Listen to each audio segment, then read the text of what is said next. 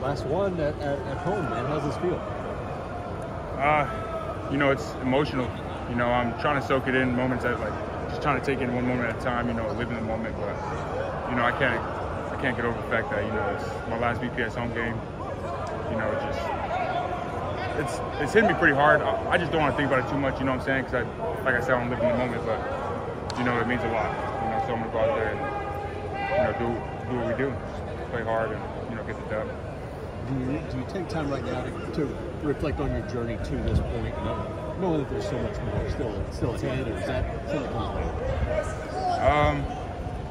You know, I'm a guy that I'm always in my thoughts. You know, I think about that on the daily. You know how I got to where I'm at today. You know, I wouldn't be the man I am without everyone around me. And last year I didn't really create relationships like I did this year. You know, and that's probably why I'm so much more bought in to this team, and probably just means a lot more to me than it would have been as the man I was before, if that makes sense.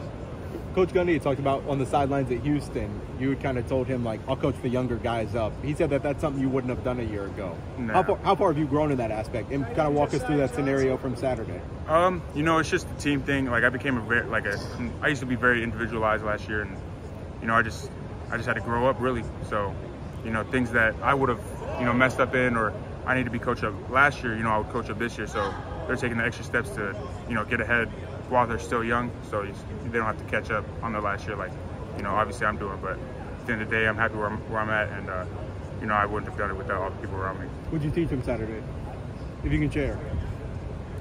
Really a lot. Just staying composed. People were freaking out. Just small things on the field that they could fix. Because I have a lot to do. I have a lot to fix as well. But just with stuff that I know I could do well, I try to teach them. You know what I'm saying? I don't try to hold back anything because we're all in this together. So.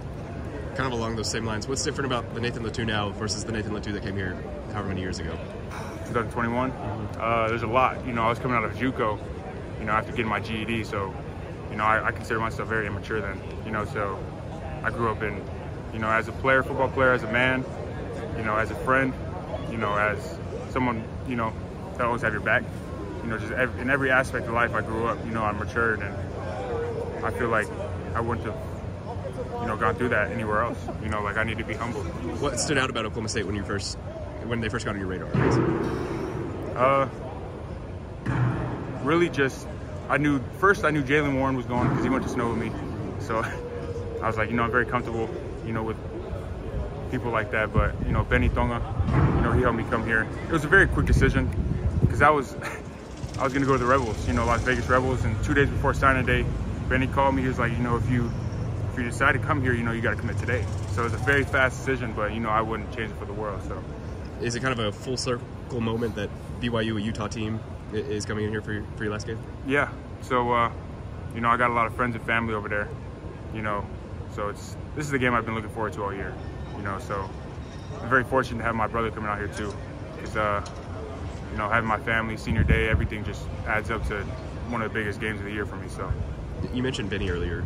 The movement of poly kids coming to Oklahoma State has grown a lot under him, seemingly. Yeah. What is it about him that draws you guys and makes you guys want to come here? Really just the culture. It don't matter how far you are, it don't matter if I don't know you, just feel like, Polynesians have that connection.